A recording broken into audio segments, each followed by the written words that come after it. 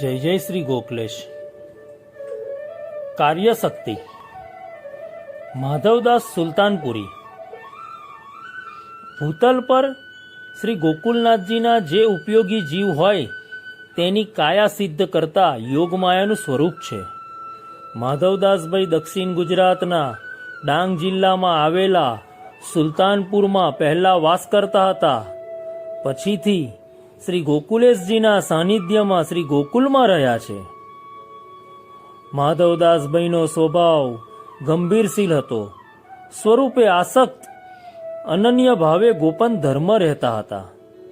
બાહ્ય આચાર ધર્મ પ્રગટ જનાય નહીં. ઉત્તમ ભગવદીના સંગ વિના રહેતા ન હતા.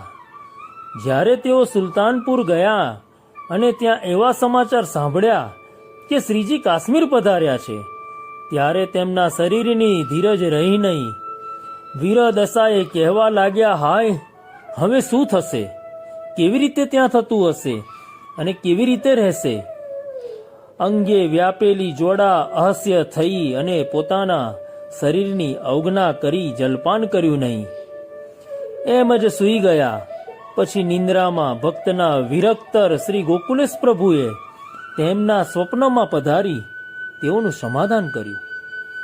તમો કોઈ વાતની ચિંતા ન કરો, હું ફિર વેગે આઉંગો. શ્રીજીએ પોતે જલપાનનો ગડવો લઈ માધવદાસના હાથમાં આપીને કહ્યું, આપ જલપાન કરો. એમ કહી શ્રી પ્રભુજીએ જલ લેવડાવ્યું. તેઓ પ્રભુના આવા કૃપાપાત્ર ભક્ત હતા. એમને મોહનભાઈ, રતનબાઈ, ભલીબાઈ, રાજબાઈ, ભક્તરાજ સૌભાગ્યવતનો સંગ હતો. એઓને જ્યારે સ્વરૂપના વિયોગે જે અસ્વસ્થતા થઈ તે કોઈ જાણે નહીં. જ્યાં સુધી વીરબાઈએ મોહનભાઈને સમાચાર આપવાની આજ્ઞા આપેલી ત્યાં સુધી પોતે પોતાની સ્થિતિ રાખી એ આવશ્યક હતું.